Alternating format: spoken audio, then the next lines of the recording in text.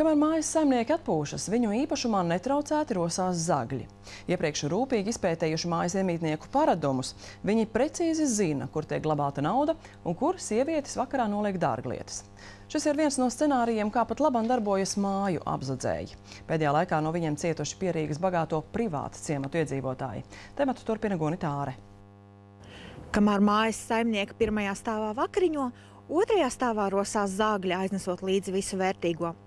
Cilvēki nereti taupa naudu, apdrošinot un pieslēdzot signalizācijai tikai ēkas pirmo stāvu, aizmirstot pat to, ka veiklam zaglim arī otrais stāvs nav šķērslis.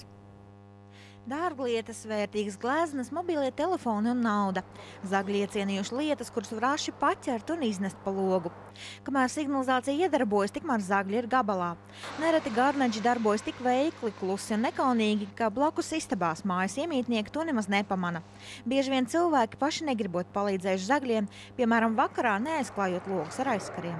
Noziedznieki tumšā diennakts laikā ļoti labi redz, kas notiek mājā iekšienē, kur sieviete, pieņemsim, ejot gulēt, noliek dārglietas, noņem gredzenas ķēdes.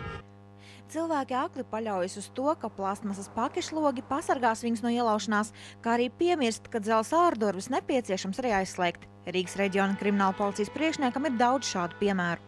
Arī apdrošinātāji saka to pašu. Bieži vien cilvēki paši vainojami savās problēmās.